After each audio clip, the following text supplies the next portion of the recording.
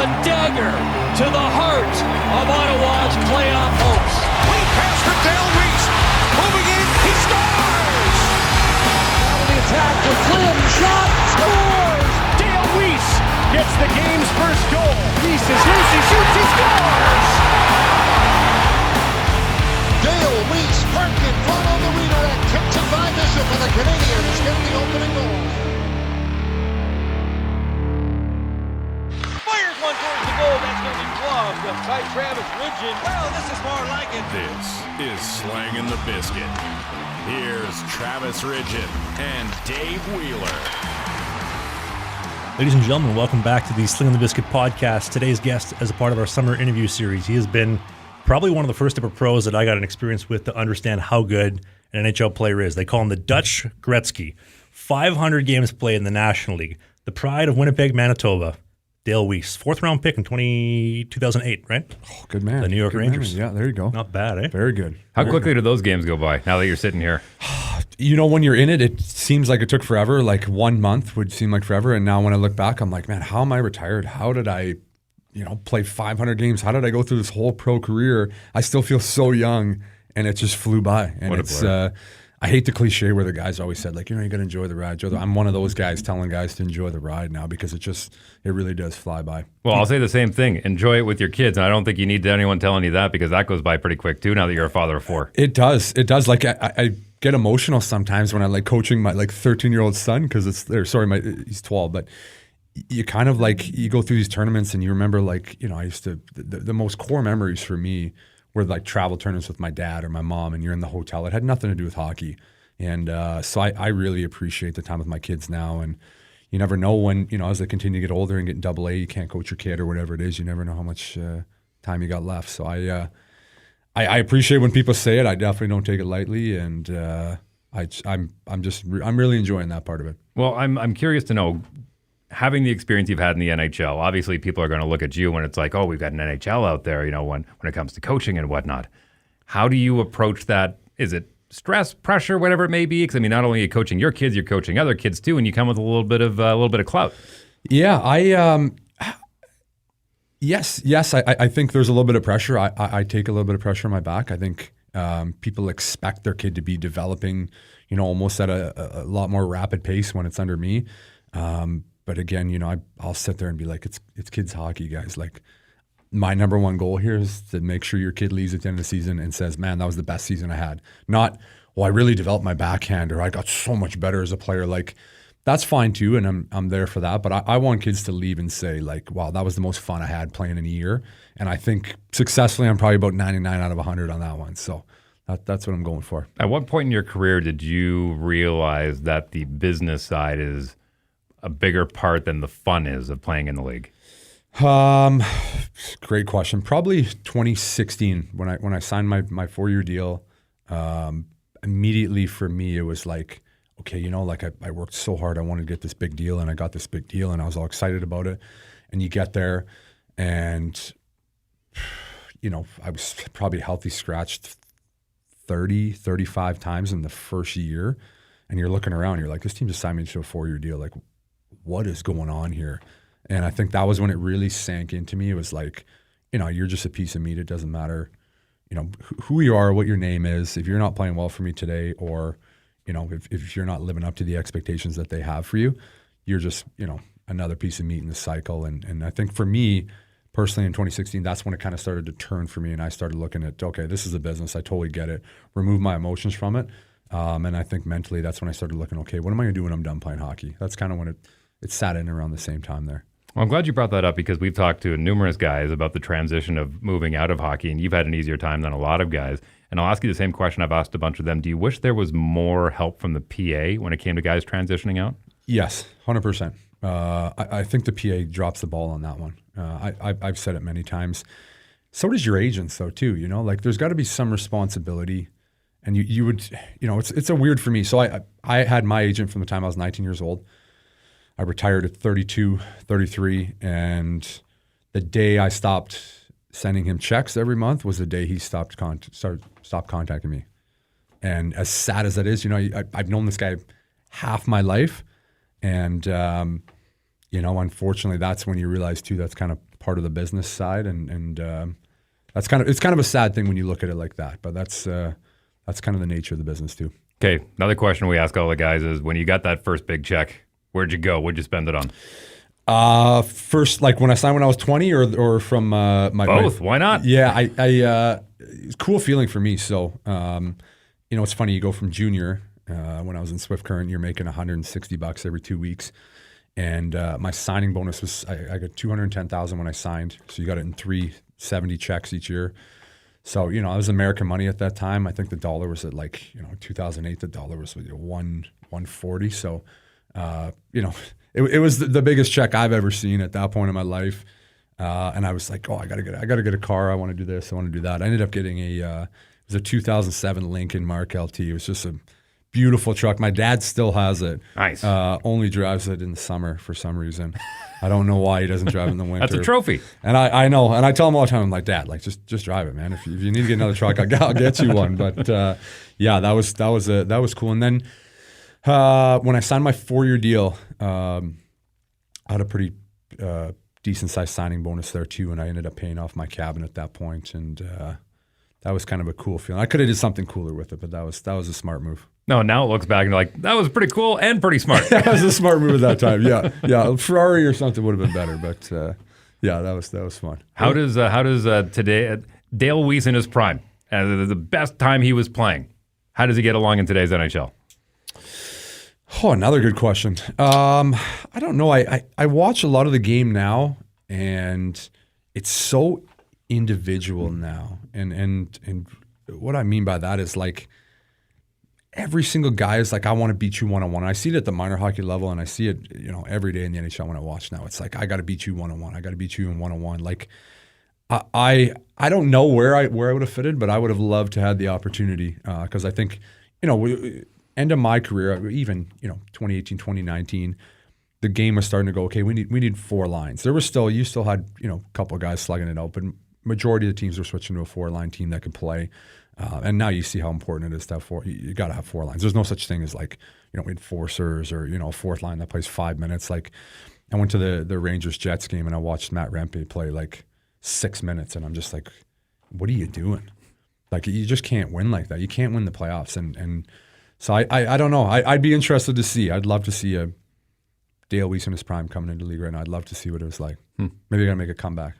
If you had to make a prediction, though, how would you stack up physicality-wise, skill-wise, if you were still playing the show today? Yeah, I think, I continue to get better every single year. I made a point every single summer. I was like, okay, I'm going to come work on my skill. I'm always going to try to get better. I worked with Dave Cameron probably after my first year in the NHL. Here in Winnipeg, and then continue to work with him every single year. I got better. I think I'd be pretty good. I think I'd be a rare breed because I don't think there's as many physical guys anymore. Like there's not a lot of hitting, but the game is so fast, right? You get in the playoffs, I think there's still physicality, but you watch regular season in and out, there isn't a lot of physical play, isn't a lot of fighting, which that's fine. I think it has its place, but I think I would be a valuable commodity now. You need a good pair of underwear to keep cool, compartmentalized. What a transition. Comfortable, especially if you're the goalie for the Ottawa Senators. You're going to be like, holy shit, we got no back checking tonight. I'm going to put my dick in my balls, my cannolis, my bocconcinis in a nice pair of sheath underwear. Here's why.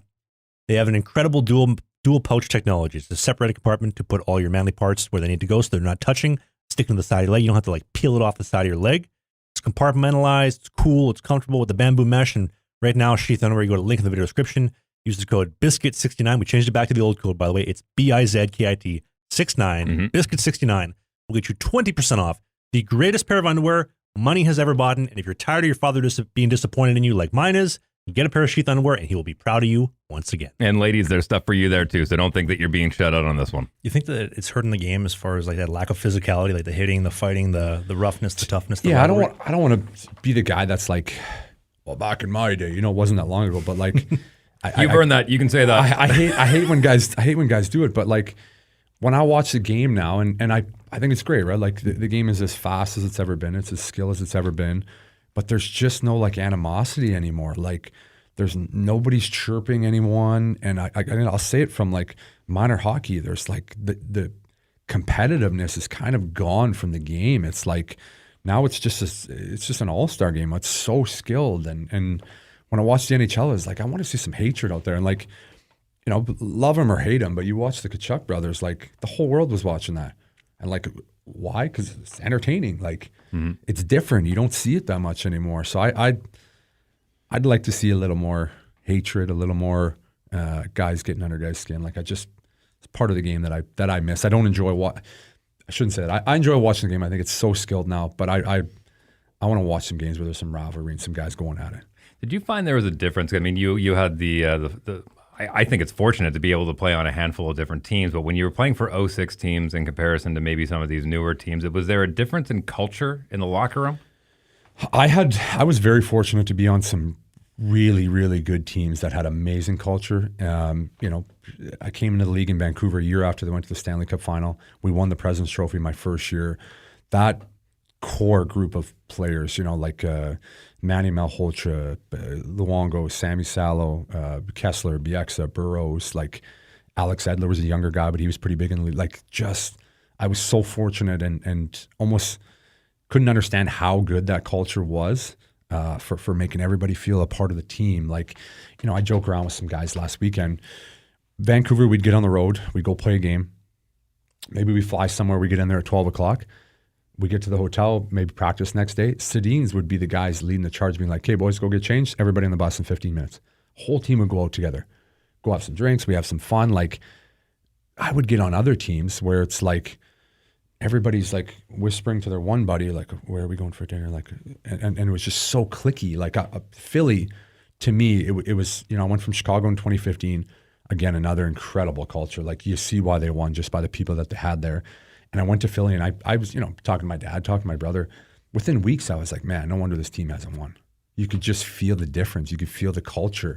Two guys leading the charge there were, you know, Claude Giroux, Jake Voracek, who were tremendous players, top 10 scorers, great talent, but not guys that were, in my opinion, really bringing a team together, really wanting to win.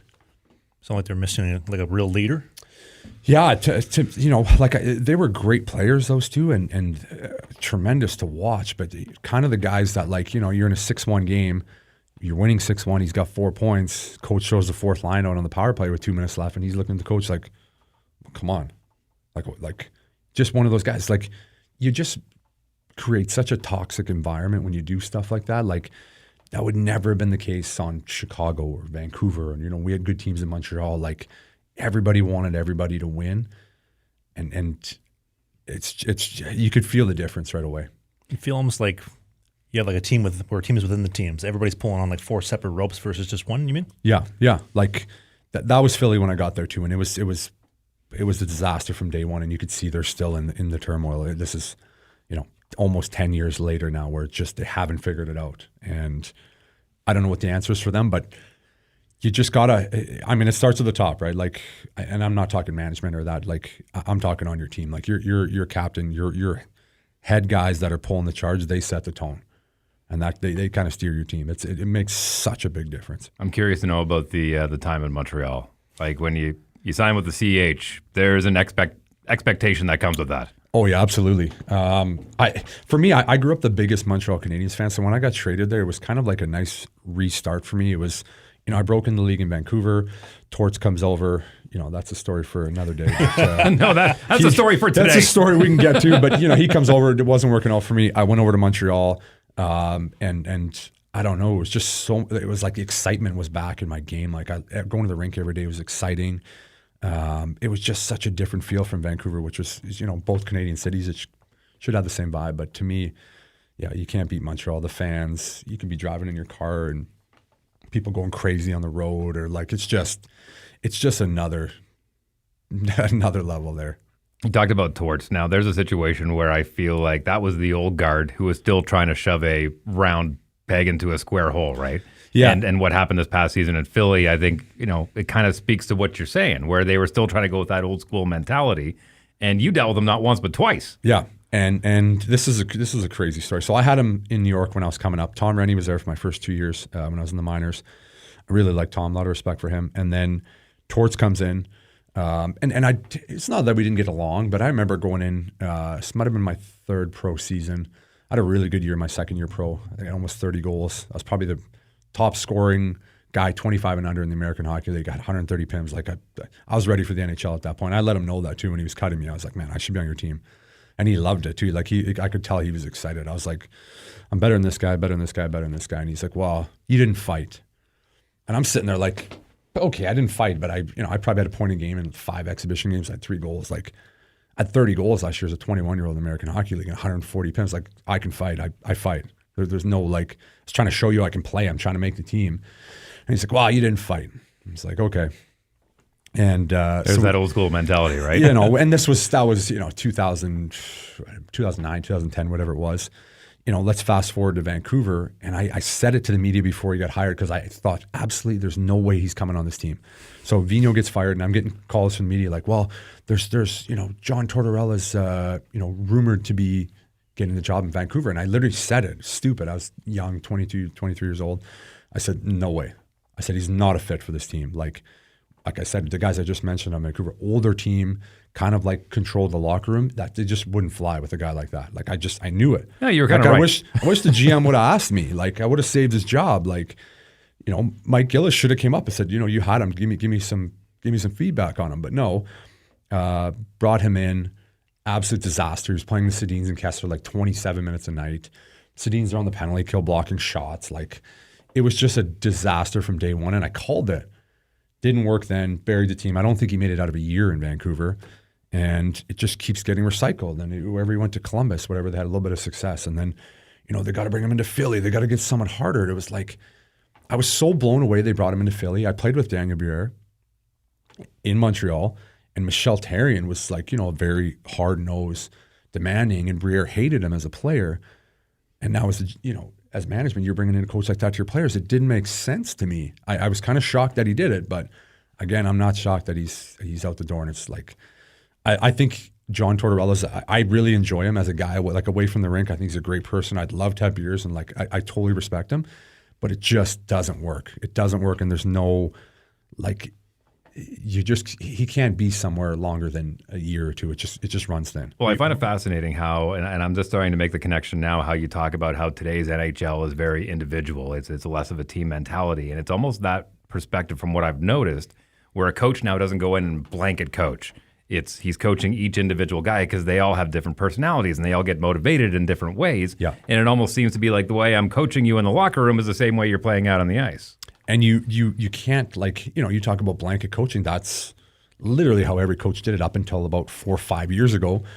You know, give or take like a John Cooper or something. Like that was it. It was like, I'm going to coach this way and that's it. Like, you know, I had Claude Julien when I went back for my second stint in Montreal, and it was like, talk about a guy blanket coaching. Like there was no different strategy. It was like, this is the way I coach. This is it.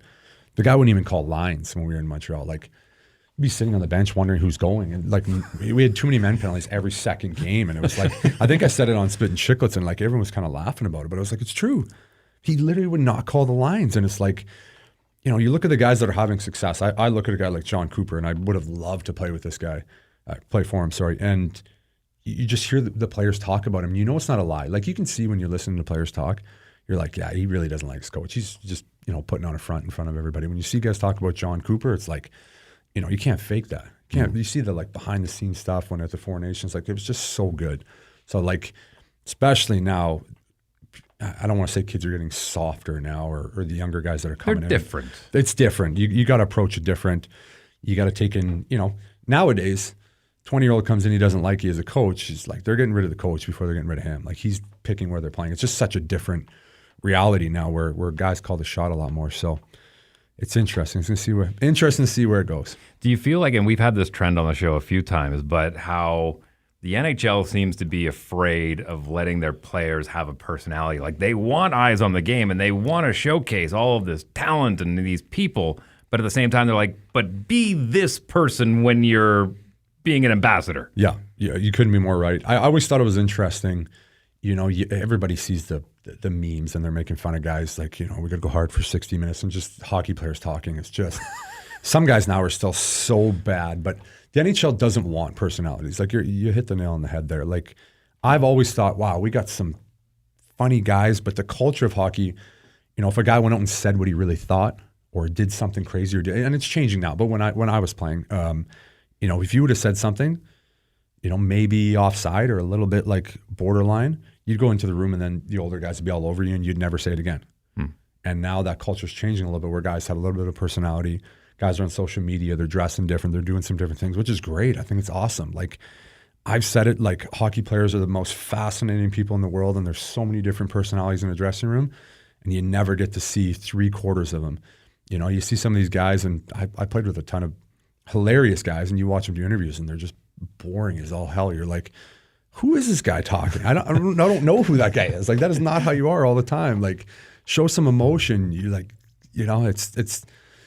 hockey's still 20 yards behind every other sport in that aspect for sure. Well, it's interesting when you said, you had that culture of the Sedins kind of leading the way, like, hey, we're going to do this all as a group. I think that's one thing, and I try to explain it to people who are big hockey fans but don't understand kind of the minutia of what goes on in a locker room. It's no different than an office. You got people that get along, you got people that go for lunches, you got people that don't talk. Maybe they don't like each other. They're willing to work for a collective goal for the company, but they're not hanging out outside. And dressing rooms kind of operate a lot like that too. Exactly the same. I love having conversations with people, and they like when you kind of pin it that way to them, and I say it all the time, it's exactly the same. You're not going to get along with everybody. If there's 20 people in an office, they're not all getting along. They're not all best friends. They're gonna work together and be like, it's no different in a hockey room. Like, let's call a spade a spade. You get 23 different personalities. They're all not going to get along. And there's lots of times there's fights and you don't get to see half it behind the scene. And all we see is hugging after goals. That's all you get to see is wow. And then when you pin it to people, you tell people, well, it's no different. Like, hockey is exactly the same. And they're like, wow, I never thought about it that way. Because I don't like that guy at work. I don't like that guy at work. Like, yeah, it's no different. It's no different. Why would it be any different? Because they're on TV or it's something different. Like, it's exactly the same. It's a really good point. I don't know if you've seen, there's this one hockey wife. She's married to this dude who's playing over in Europe the last couple of years. I can't remember their names off the top of my head, but she does this TikTok series where she'll sit down with him and ask him dumb questions like what you just mentioned. Yeah. So, like, are all 20 of you guys, like, friends? Like, do you all get along, like, hang out? And he's like, no. There's a couple guys that hate each other. Really? But like you said, you guys are all hugging after goals. What doesn't mean we like each other? Yeah. And she's built a whole brand off it. It's hilarious. It's amazing. Yeah, I gotta check it out. But it's so true. Like, absolutely, we put on the same jersey. Like, I'm going to war for you. Like, that's just that's part of being on a team. But if have a choice if I want to hang out with you or not, I don't like you. Like, I'm not going to hang out with you. Like, it doesn't mean you're not going to feed a sweet one-timer. No, it doesn't mean I'm not going to be happy for you. Like, that's part of being a team. Like, not everyone's going to get along. Not everyone likes each other. Like, if you had everybody that was exactly the same and they all liked each other, man, it would be a boring world. You ever had that happen where you ask a guy, hey, you want to hang out, go for lunch, go grab a coffee? No, I'm good, Weiser. No thanks. You know what? I honestly can't say that I did. I think I'm the type of guy, I kind of got along with everybody. I think that was, and not calculated or anything. I just think I'm kind of an easygoing guy. Like, I could hang out with, a guy that's very high on himself and likes to talk about himself all the time. That's fine. Like, let's talk about you, man. Or, a little more reserved guy. I'm tired of talking about me. Why don't you talk about me for a little while? Yeah, exactly. Right. Or, European guys or American, whatever it is. Like, I kind of got along with anybody. So I never had that issue. That would have been weird. Yeah. That would have been a dagger. You want to go for coffee? No, I'm good. Nah, sorry, man. Yeah, maybe not today. It's like, oh shit, that guy doesn't like me. Ask him every day for 2 weeks and he just keeps, no, I got that hey, thing. You want to go grab a coffee? We're on the same schedule, dude. I know what you're doing today. You have time. Going overseas, how was the language barrier and everything? Sweden was really good. Sweden was good. Tons of English. They all speak good English. Coached in English. So I never had any issues with that. So that was kind of good. Everything was explained in English. And when you went, did you look at it as this is really cool, I'm getting paid to go live in a different culture, or was there a bit of an ego blow going, man, okay, I guess I'm still playing hockey, but it's not in the show anymore? Yeah, it was an interesting kind of transition for me because we finished in the bubble in August 2020, and I had my contract in Switzerland, and I was going that was it. I spent the first 3 months 2019 in the minors. So at that point, I was already telling my agent, like, hey, I'm not going to go up and down in the minors for the next 2-3 years. Like, I don't want to do this. Like, get me a deal in Switzerland for next year, get it in place, and we're good. And then all of a sudden, I got called up January 1st, started playing really, really well again, January, February, March. And I'm like, okay, man, I might be back in the league now. I'm playing really well. Like, if COVID didn't happen, I probably would have re-signed in Montreal, played another year or two at least. But, it is what it is. But I finished in the bubble in 2020. I'm away from my family for almost 3.5 months. I just had new twins. Congratulations. Yeah, thank you. And so Switzerland calls me. They're like, yeah, you got 7 days. You got to be here. And I'm like, oh man, I knew I wasn't bringing my family at that point because during COVID it was kind of weird. Like I wasn't going to bring my whole family over there.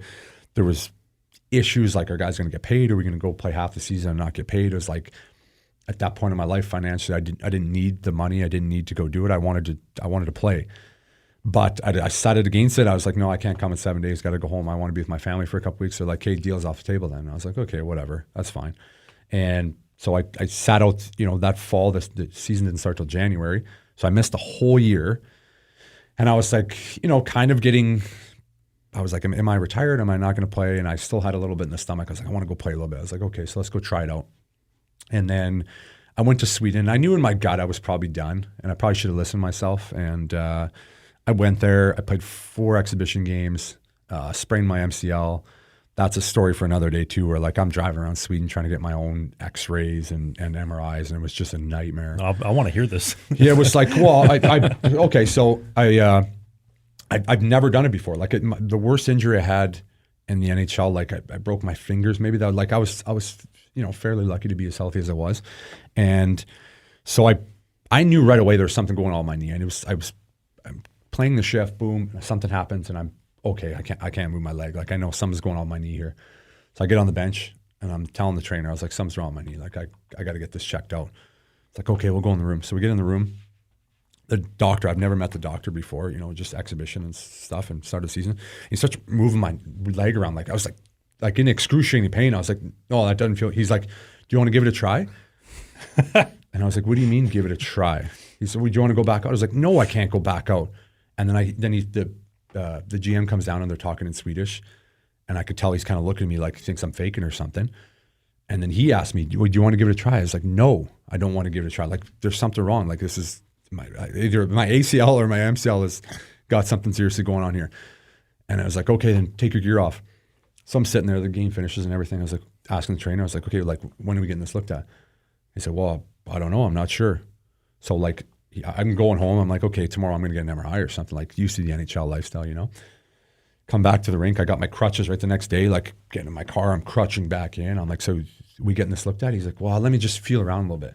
So the trainer's moving it around again. And I'm like, this is excruciating. Like something's wrong here. Stop moving it. And he's like, wow, it feels all right. Do you want to try it in the gym? And I'm like, guys, something's wrong here. Like I'm not trying it. We're not like, you don't even know what's wrong. How are you going to rehab it? So I'm calling my agent. I was like, yeah, I don't know what's going on here, but I got to get an MRI or something. So I asked the GM, I was like, are you not going to send me to the hospital, or like, what do I got to do?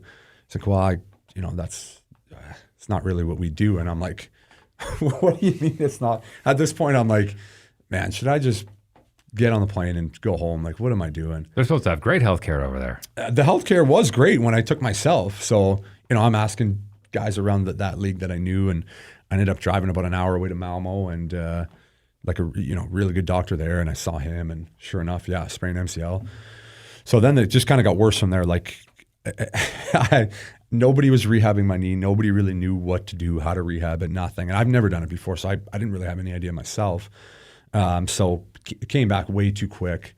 After like 2.5 weeks, I was skating. Still didn't feel great. It was like lagging. Like I couldn't really move, and I'm, in my head, I'm like, okay, it's probably all right. I got my brace, whatever. I played, maybe 4 or 5 shifts. I got caught.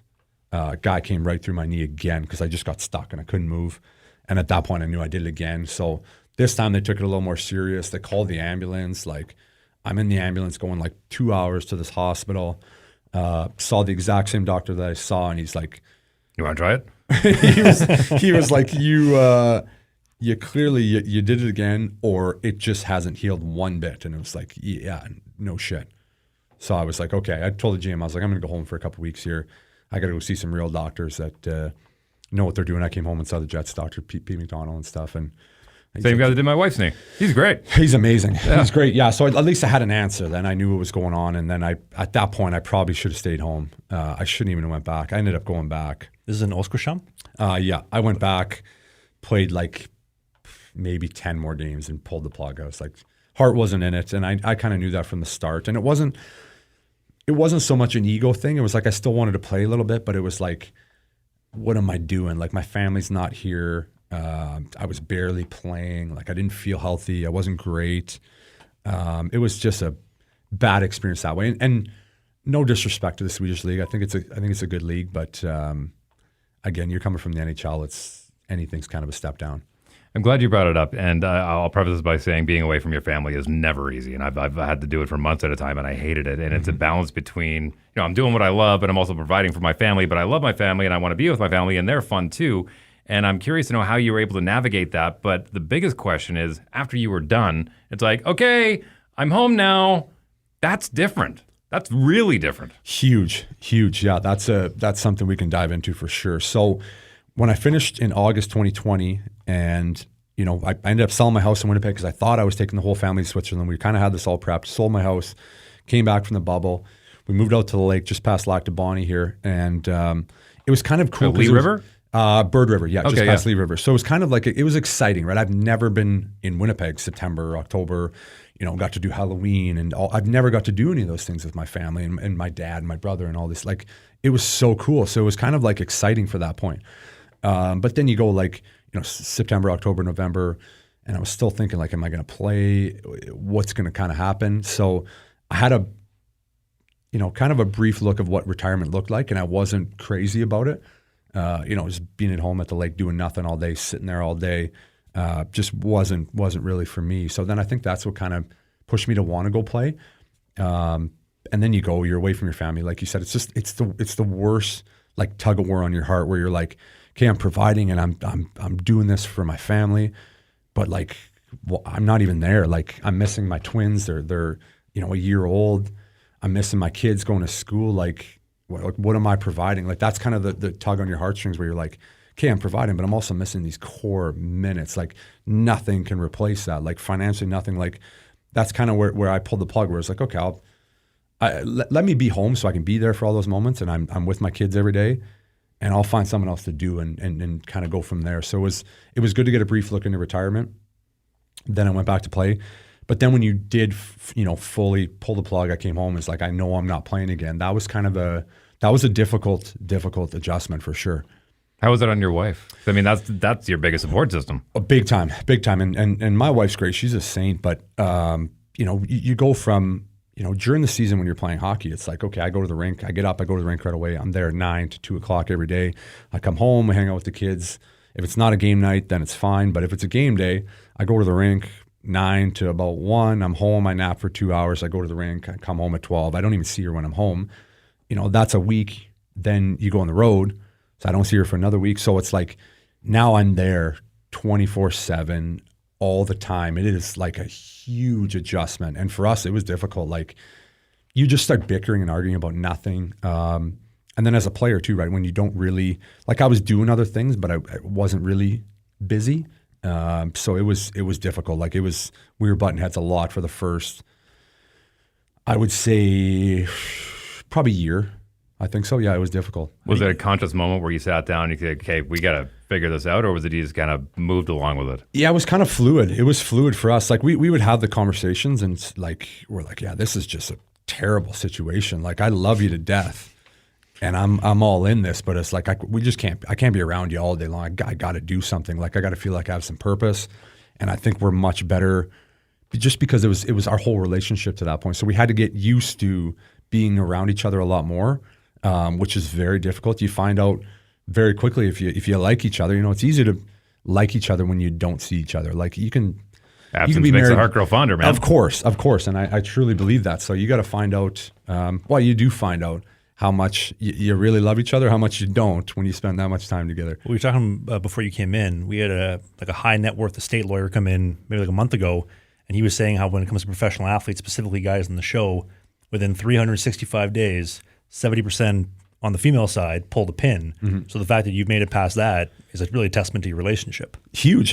I think, let's, again, I love saying, let's call a spade a spade. You're in the NHL, you're making great money, you're living a great lifestyle. You get to go to the rink, and you go in the VIP section, and, you're going for nice dinners all the time. You can afford some nice gifts. You're making a lot of, like, that's a great lifestyle. But then when it switches back, it's like, okay, now you're just a regular dude. You can't be living that lifestyle. You can't be spending that lifestyle. It's a big adjustment, not only for the player, but I know a lot of guys where I was looking at them when they're playing together. I'm like, yeah, you guys are a great couple.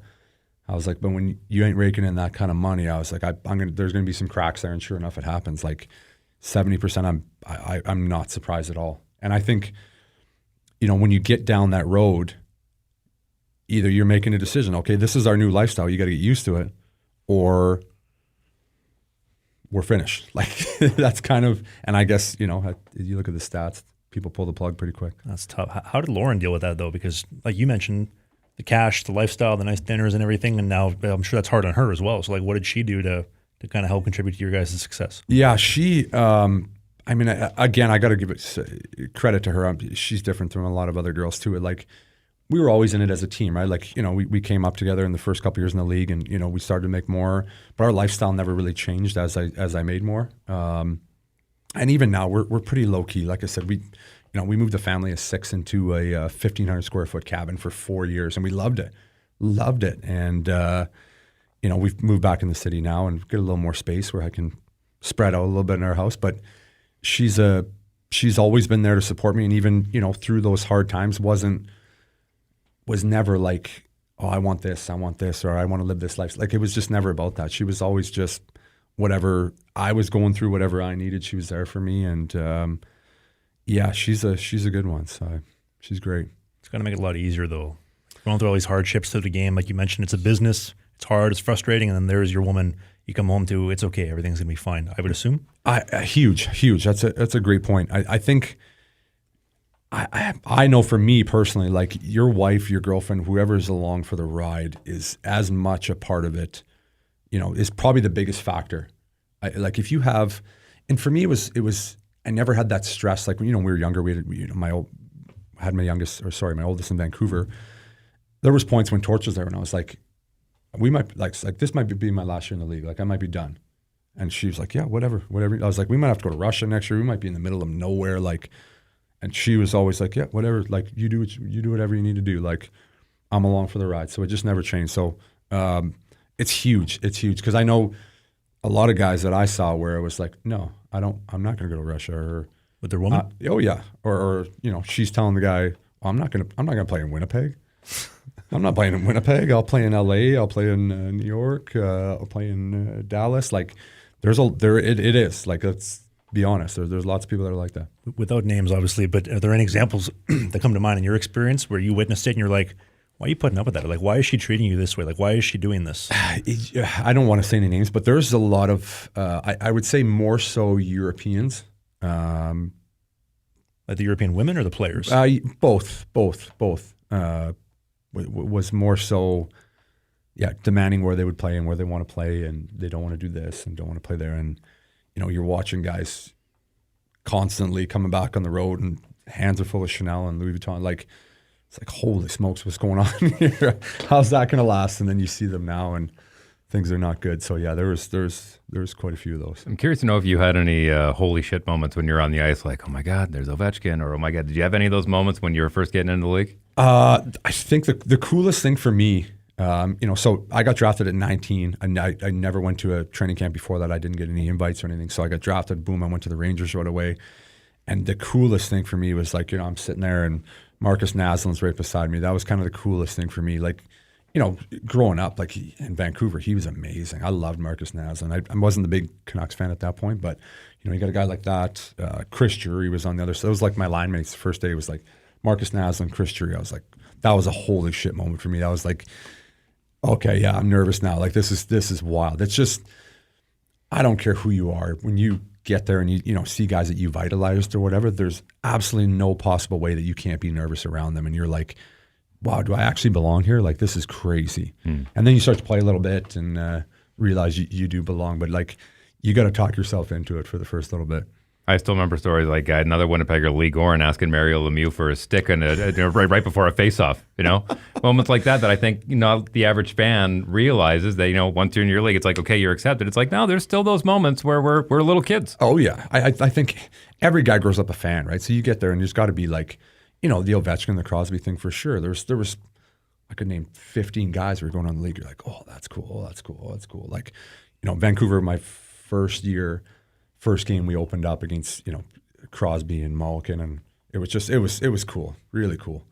You ever ask a guy like that for a stick, like Sid or Malkin? I didn't. I never asked guys for gear, and I should have. Looking at it now, that's one of those things where, you think it's going to go on forever, and you always have the chances, and I just never got around to do it. I should. I would have asked every guy for a stick for sure. I'd have a pretty good collection. Well, if I had to guess, you're probably still wearing your old Montreal Canadiens gloves when you're coaching the kids out on the ice, are you not? Oh, yeah. Montreal, for sure. Yeah, I don't bring out the Philly, Chicago ones. No way. So the memories obviously are there. The transition now, I mean, you're doing really well. You're successful. You're working in Winnipeg. You've got, a bit of a business going. Are you happy? I am. I would probably say I'm as happy as I've been in my life. Very content. I love coaching my kids. That is like my pure joy in life is like coaching my kids, and not even just my kids. I love coaching kids. There's so many people I think that do it for the wrong reasons now, and like I said, I'm not. I'm there to help you develop, and I'm going to teach you some great skills, and that's everything. But I just want it to be fun. I want kids to enjoy it. Like, there's so much pressure around kids at such a young age now. It's so sad. Like, I just want them to enjoy it. And then, I think it's cool business-wise where you spend your whole life trying to be a hockey player. Since I was 5, I was going to play in the NHL. This is it. And I think a lot of guys get lost after where they think, well, I've only been a hockey player. I have no skills. I have no real-life skills. When realistically, the fact that you made it in a 1%, in the 1% of everybody in the world, you have some kind of skill to get there, not just hockey skills. And I don't think guys utilize it enough to, get into the other side. And I would love to say that to players. Like, I love, speaking to guys that are a year out or 2 years out. It's like, man, you got a ton of skills. You have a big network. Like, even guys that are still playing the last couple of years of your career, start thinking about it. Like, use your network. There's so many good people around you as a hockey player. You get so many opportunities to meet cool people that want to help you down the road too. And so, business-wise, it's cool to be successful doing something other than hockey. I think I take a lot of pride in that, where pat myself on the back sometimes. I'm like, man, you're not just a hockey player, right? Like, you can do other things. Good job, man. Good for you. Are you at the point when you look at your group of kids based on their pedigree and the parents and their attitude and their skill on the ice, where you can kind of go, definitely no and maybes? I think so. Yeah. I had a cool. So I just moved back into the city this year, and I think it was really cool just picking kids, and it was funny because I only got to watch for an hour before I could pick my team, and I got 2 groups out there, and I'm okay. I like this kid. This kid's a good player. And I'm strictly only picking them like this kid's the best player. I don't know anything about him. I don't know his parents. Nothing. And ended up picking the team, and I'm sitting there with the director of where I coach, and he's like, this guy's parents going to be a problem. This guy's going to be a problem. This guy's going to be a problem. This guy. I was like, he's like, you literally took every problem child on your team. And I was like, I was literally just picking the best players. I was like, I didn't know anybody. And I maybe it's different when you get a guy like me that coaches, because I had no issues. I had a great time with the parents and stuff like that. But it's, I love minor hockey. It's very entertaining. Were you ever around for the bench brawls with Torts, with the Rangers and the Canucks, both of those? I was on the lineup, for the Canucks Flames one. Yeah. Okay. Yeah. The one where you went across the hallway? Oh, yeah. Oh, yeah. Yeah. But not the Rangers one. Not the Rangers one. No. Can you take us through the Canucks one? Yeah. So we, I can't remember if we played them earlier in the week, or it was a week before, or they got blown out the game before. I don't know what it was. And Hartley went at the team in the paper, went at Calgary. So we knew coming in they were going to be fired up, and we talked about, you have the pre-scout. You're like, I'm pretty sure they got blown out, and Hartley called them out. So, we talked about they're going to be fired up. They're going to be ready to go. Nothing's said in warm-up. Normally something like that would be teed up in warm-up, where the guys are like, we're going off the start or whatever, and nobody said anything. Torch just came in, and he's like, we're starting Weise, Tommy Sestito, and Kellen Lane. It was his first game. Parents flew from Toronto for his first game. God bless. And he's like, sorry guys, like I got to protect my guys. I got to put you out there. So pretty much saying like, you guys are worthless to the team. I'll throw you out there. Like, just the worst way. He didn't need to say it like that. It was so ridiculous. Like, we know our jobs. Like, it's the NHL. You know your job. If they're starting McGrath and Westgarth and whoever, Blair Jones and Ladislav Smid and whoever the guy was, like, at least you're getting the anthem. Like we know what's like we know what's happening. There's like, we're standing there at the anthem. We get up to the draw. Everyone's like, we're all going. Okay, yeah, sure, no problem. Like, everybody knows what they're doing at that point. Then the brawl goes off. It was great. It was fun. Like, you enjoy stuff like that. They're still playing it. You get in the penalty box, get kicked out. Torts comes in after the first period. He shakes my hand. He's like, sorry, I had to do it. And I'm like, what are you apologizing for? And like, you had a choice. You didn't have to. You could have started the Sedins. Do you really think Brian McGrattan was going to jump Henrik Sedin? No, it would have never happened. Nothing would have happened. Maybe they threw a couple big hits. They wouldn't be able to catch him, but like it made no sense to me. But cool moment. I think it was funny. Lauren showed up late to that game and sent me a text like 5 minutes in the game. She's like, "Where are you?" I was like, just YouTube. Just YouTube the start of the game. It'll be all over in Twitter at the time or whatever it was. But yeah, those are great moments. I loved it. Who'd you pair up with? Blair Jones. Blair Jones. He wasn't that tough of a guy, so it was good matchup for me. But he was good on him. Like he was like, we're going. I was like, okay, perfect. I just thought of it because you mentioned their names a few times. I don't know if you still have close communication or not, but after having the twins, did you lean on them a little bit going, hey, can you give me any insight on what it's like growing up with an exact replica of yourself?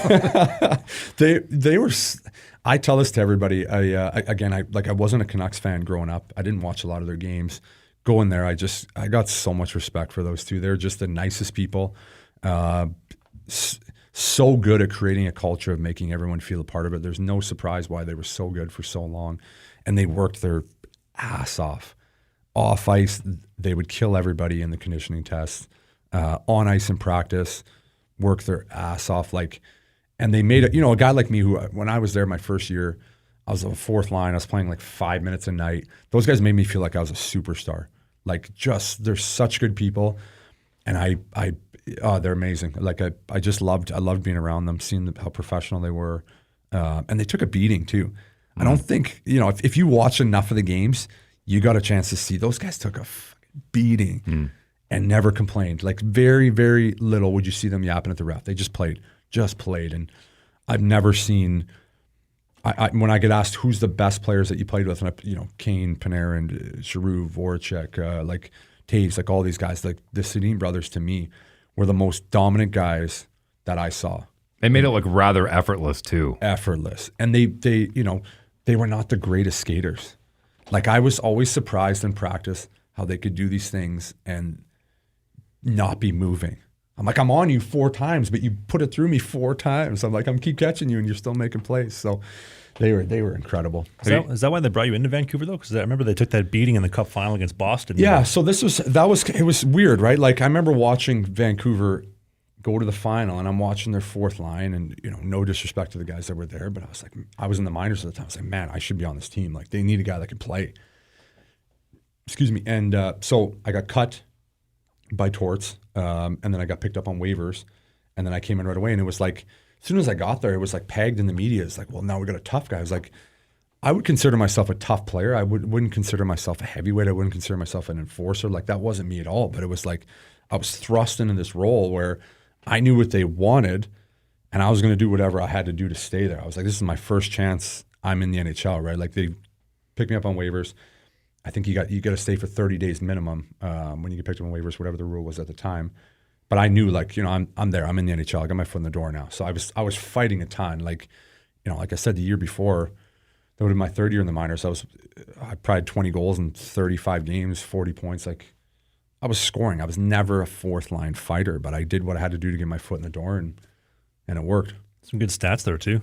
Yeah, I think everybody looks at your NHL stats like, well, you only scored this. This is every fourth line guy in the NHL was the best player in the American League, was the best player in junior. When you see guys, well, most of the time, I shouldn't say everybody, but most of the time you see guys in the third, fourth lines. These guys were elite junior players, really good players. That's the difference between a guy that's going to come play 100 games in the NHL or a guy that's going to play 500-600. Is you accept that role, realize you're not going to be a scorer here, and do what you got to do to stay in the league. I want to come back to the Montreal stuff because I remember that nasty overtime goal you had on Anders Lindback, top corner in Tampa. But I mentioned it off the top, you were the first experience I had as a goaltender where you think of, okay, Dale Weise, he's just a fourth line guy. Yeah. I remember the first shot you ripped on me. You ripped my glove off. You shot that thing so hard. You must have pumped 12 goals past me in the summer scrimmage. Yeah. And this guy who's just a fourth line guy who's not very good is actually nasty. So if anybody's listening or watching that maybe doesn't understand or hasn't played at a high level, can you try to put into perspective how good a fourth line NHL player really is? Yeah, I mean, even more so now. These guys on the fourth line, it's all about. I would say there's 90% of guys that are on the fourth line right now could go and play on a team's top 2 lines, given the right opportunity, play on the power play, and you're going to score. Like, guys are so good, but you just get slotted in a role. Sometimes, you get pigeonholed as he's a checker now. He's a checker, but he could go and play on the second line on this team, play on the power play, let him stay there for 20 games, probably scores 10, 12 points. Whereas if he goes on the fourth line, he might only score 12 points all year because you're not getting the opportunities, right? You're starting every defensive zone face-off. You're not getting any offensive zone draws. You're not on the power play. Like, it's really all about opportunity. And fourth line guys are, to me, you could ask all the skilled guys in the NHL, who would you rather play against? Do you want to play against the checking line or do you want to play against the skilled line? They're going to say the skilled line all day long. The skilled guys have 100 times more skill, but those checking guys play way harder, and they don't give you an inch, and it's way harder to play against them. So it's I always love it. Like I play a little bit of beer league, not so much now because I think I'm still in pretty good shape. So it's not beneficial, but I get chirped all the time. It's like, wow, you're just, people say you were just a fourth line. And it was like, well, okay, man. Well, it's my bank account. Like it's funny when people say that, but it's well, when I have conversations with people, regarding the American League and the minor leagues compared to the National League, and even people that say they prefer the Western League because it's more exciting, and they're right because there's more mistakes that are being made. Yeah. And feel free to either validate this or tell me I'm completely off my rocker, but I always said that the guys that are playing in the American League that are on your first and second line could 100% jump up and play in the NHL. The biggest difference that I've noticed in the NHL and the American League is the passing. That's really what separates the two. Yeah, I think you're bang on. I think going back when I went to the minors in 2019 for 3 months after being in the NHL for 11 years, it was like, okay, I'm in the right spot, but you're just not getting it to me quick enough. And then that's the difference. Where the NHL, it's almost easier where you see some guys struggle in the American League and then all of a sudden, as a skilled guy, all of a sudden they get to the NHL and they're playing great. You're like, how did that happen? Why is he better in the NHL than the American League? I saw it a ton of times when I was younger because guys, they just don't think the game quick enough. Like you said, like they can play in the NHL for sure. They got the skill. They can skate. They can think the game. They can shoot the puck. Everybody can shoot the puck now, but they just can't do it quick enough consistently. Where in the NHL, I don't need to worry. Like I'm a winger. I rim the puck here. I know my centers. I don't need to look. I know he's there. Boom, I get it to him.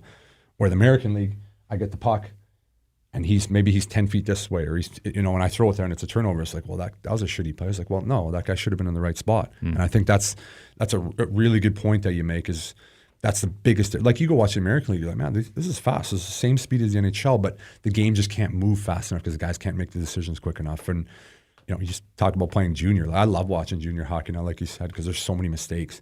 The NHL is so scripted because guys are so good. Everyone's in the right spot, and it just flows. There's not a lot of mistakes. Guys are just so good.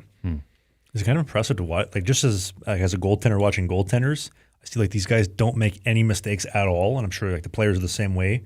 These guys are just like perfect 100% of the time. And if there is a mistake, it's in the back of the net or you're getting sent down. Yeah, it's amazing to me. Like goaltending to me, I think is outstanding. When I love watching guys in the NHL. Like they're just so good. You can go watch beer league and the pucks are sneaking in here, left, right, and center. And it's like, here's the best shooters in the NHL. And it's like point blank and 9 out of 10 times he's stopping it. Like just goaltending is just so good. So good. We got a really good one in Winnipeg that I don't like the flack that he took last year because I think he's the best goalie in the world right now. And I think we're lucky to have him. Amen. Is there a goalie that you played against where you just always had your number, or you're always in wow of how good he is? I loved, I think Henrik Lundqvist was probably the first guy for me. Like when I came up with New York and I'm watching and, he's the last guy on the ice all the time. And he'd take breakaway after breakaway after breakaway. And I'm like, here's like one of the best goalies. Why is he taking so many breakaways? And he takes breakaways. He was the first goalie to take breakaways in warm-up in the NHL. Now there's a couple guys that do it. But I'm like, why is this guy taking 20 penalty shots in warm? Like, what is this? Like, this is like minor hockey.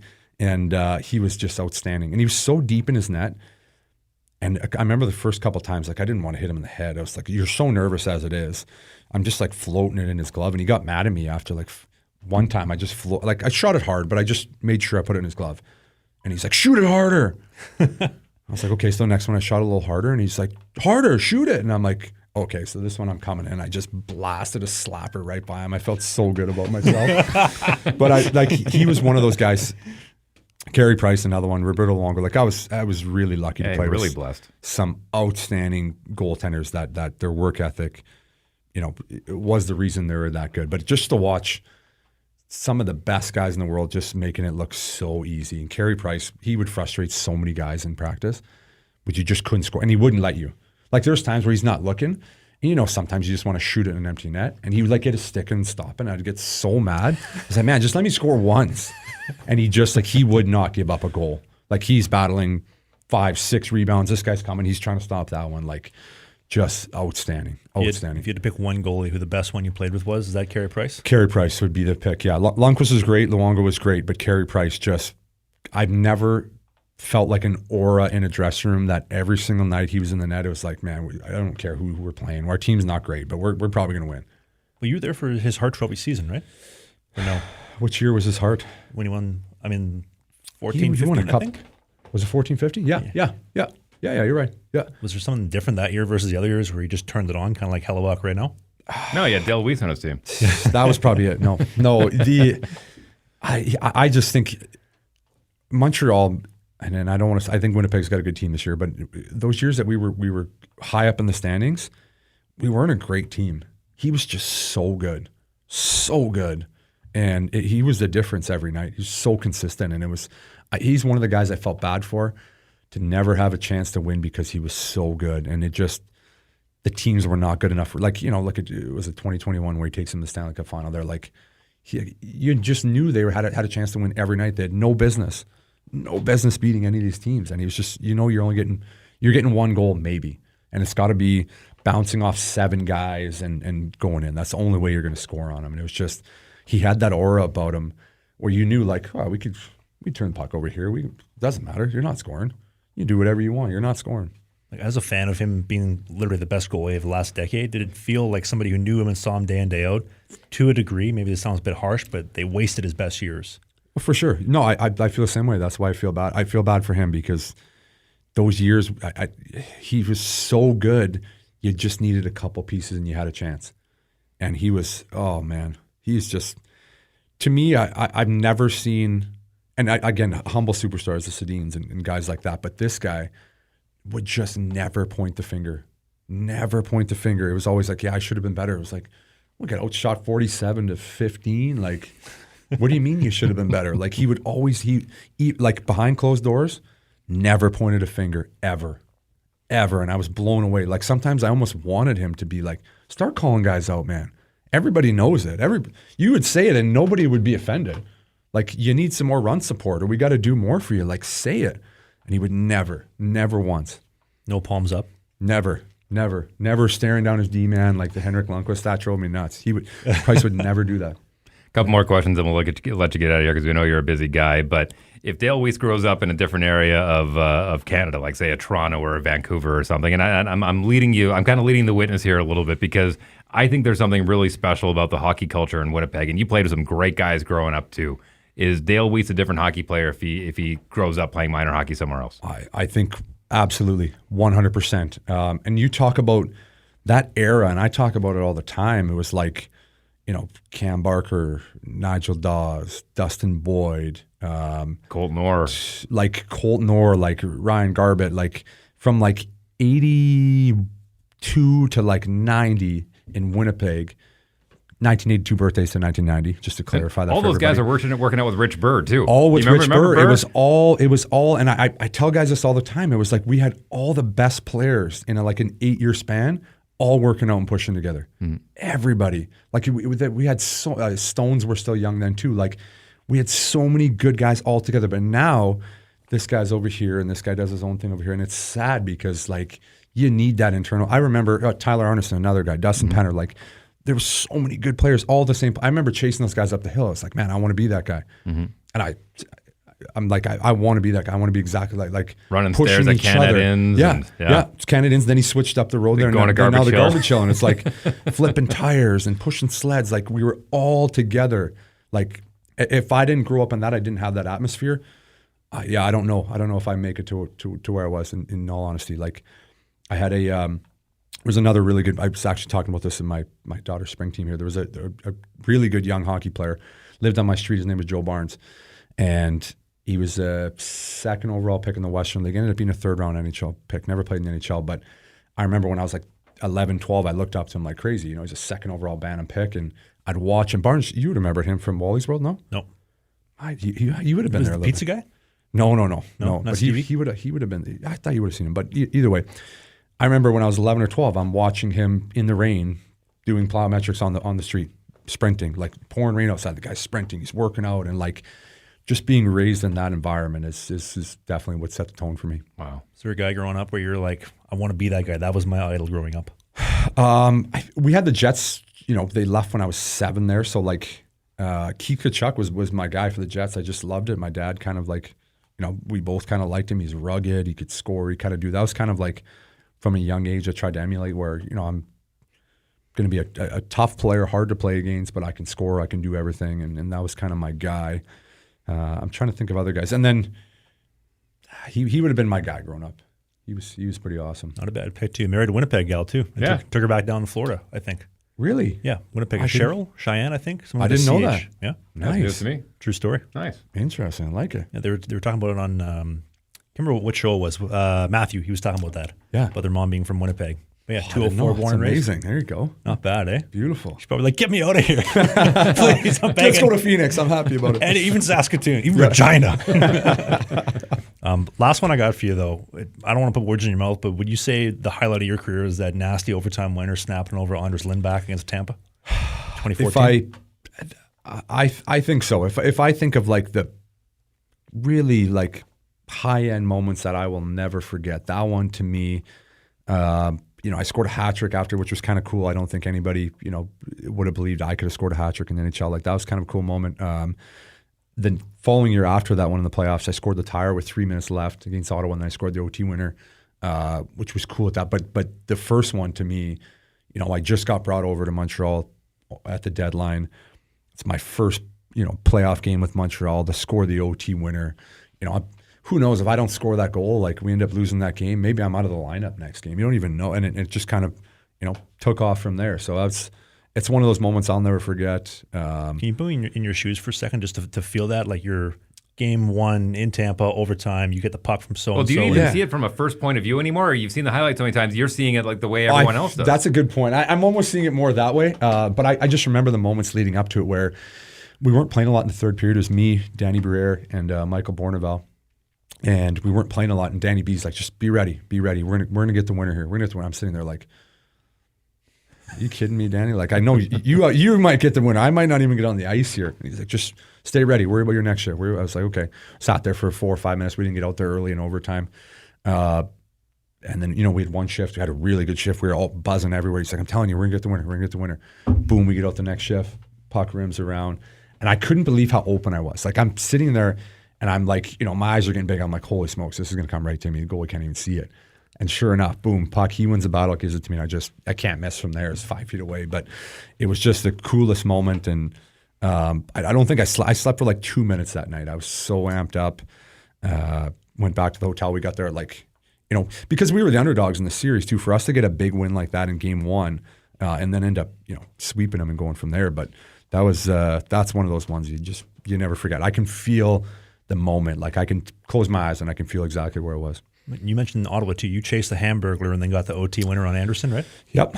Yeah. That was the cool thing about that game, and I'll remember because I was on the second or third line, and Terrian just ripped me after the second period. Like, you know, I wasn't having a bad game. I wasn't having a great game. There was other guys he could have keyed on a little more, but he loved getting on me, which was fine because it kind of brought the best out of me. So he's unloading on me in the second period. He's like, you're done for the game. You might as well take your gear off. So, okay, whatever. Never happened. He kept playing me in the third. We ended up scoring the tire with 2 minutes left. Then I ended up scoring the winner first shift. And you could, this is a crazy story. So if you watch the highlights when I score the OT winner and I go like this and I'm staring at him. I stared at him right down the bench. Everyone thought I was just looking at the boys coming off. I was like, no, I was staring at him. Let him know, like, there you go, bud. Well, that was a nasty rip too. Was that piping posting in? Yeah, that was. Couldn't shoot that one any better. You couldn't post inside the other post. Perfect shot. The puck ring off all the way down in Gatineau. It was crazy. So we went up 3-0 at that point, which was huge because man, Ottawa had a great team that year, and we went to Mont Tremblant for 2 days after that, which was not a smart move. I don't know why the coaches thought that was going to be the best idea. Like. booked out this Quintessence. They booked out the whole hotel, like beautiful resort for 2 days. The boys are just crushing wine and cold tub and hot tub and just like, so, you know. Yeah, it sounds miserable. Terrible. It was like, at the time I thought it was a good idea. It's like great to have the boys together and get away from the families and just really be in playoff mode. But looking at it now, that was so stupid. Ottawa came, worked us the next 2 games, and then should have beat us in game 6. Price stole the shot. I think we won 1-0. Price was unbelievable. Like about 15 prime A chances in the last like 5 minutes. Stopped everything and we snuck out of that one. If they would have beat us in game 6, I don't think we're winning game 7. Out of curiosity, just really quickly, were you guys bussing back and forth? That's only about an hour and a half, 2 hours tops. Training it. Yeah. Nice. No way. Yeah. The Via Rail. Oh yeah. Like you booked out the Via Rail yourself? Yeah. Oh, that was the best. We loved it. We started doing it the year before that. We switched it up because we used to bus, and then it was like, well, let's try the train. And then everybody just loved it. The train was great. So fun. So then we just kept training, and then for the playoffs we did it too. So you guys took the bus down to Ottawa Station, hop on the train down to downtown Montreal Station? Yeah. No way. Yeah. Dude, pretty cool. I'm a train nerd, so I love that. Oh, it was great. It was so fun. It was like, it's a great, like Via, the seats are great. Like it's just like same as a private jet, no different. It's just way quicker and way easier. Well, David mentioned when they founded the original 6, they got by train. And that's why they put the teams where they were, because there was main train stations in all the team areas like Detroit, Chicago, Boston, New York. Really? True story. I didn't know that. And then all you of a got sudden, some great facts, man. dude, I'm a walking encyclopedia, useless knowledge. It makes sense. Makes sense. They must have had a good time. You compare it to the buses as opposed to the trains. Like, imagine you're going downtown Toronto, Maple Leaf Gardens, Union Station to Chicago Union. Yeah. What a trip that would have been Yeah. back in the day. That would have been fun. But you mentioned the game 6. Price wasn't that when he made like 45 saves, 1-0 shutout, and you guys iced him in the room afterwards? Yeah, that was awesome. Brandon Press called that one. Like, played not the game of his life because he had hundreds of those, but it was ridiculous. We had no business winning that game. Shouldn't have won it.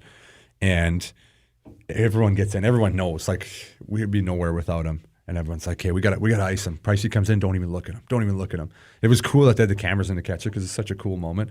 And then he comes in and so Carey Price like comes in. Nobody's talking. He didn't need he didn't want the praise. Like, that's literally, again, you can't fake that. And he was like, yeah. And then the boys went nuts. Like, that was such a cool moment. That's awesome. You got to take us through Boston, the last one, the Boston series, 2014. Oh, that was cool. You know, it was so cool. Again, growing up a Montreal Canadiens fan, you get to play Boston in the playoffs. Like, I was already amped up. We come out of a series sweep of Tampa where nobody expected us to win that one. Now you're playing, at that time, that was an NHL record. I think they had 119 points. That was when they beat it to whatever it was 2 years ago. That was the last team to have that record. We had no business, right? Everyone was given a chance. Boston's too big. They're too strong. Montreal's too small. They don't have enough offense. They don't have the depth. Every underdog story in the book. And we wanted that matchup. We were happy about it. We're like, we'll beat Boston for sure. Like, we handled them all year for some reason. We just never got it. We were the only team, I think, in the East. There were some bigger teams that like to kind of get into it with them. We never got into it with them. We that's not our game. We had a couple guys that could play that way, but it wasn't our game. We weren't going to beat them that way. They had Chara and Ferentz, like Kevin, like their McQuaid. Their team was Thornton. It was ridiculous. We didn't want to get into it with them, so we just frustrated them. We stole game 1. Lost game 1, stole game 2 back home, and then as game 2, 3, 4 started going on, guys like Lucic and Thornton and these guys, they were getting so wound up. And in warm up, they're like sitting there foaming at the mouth, staring at me like, "We're going tonight. We're going. We're gonna go." And it's like, "We're gonna go." And it's like, there's the one YouTube clip where everyone sends it to me all the time. They think it's so funny. Thornton's like, "I'll fight you. You pick which hand." I tie behind my back. It's like, that's great, man. Like, I want you on the ice. And I would tell them that, and they would get so frustrated because at that time, they were considered the best fourth line in the league. It was Campbell, Dan Paille, and Sean Thornton. And our fourth line was me, Brandon Press, and Danny Briere for that series.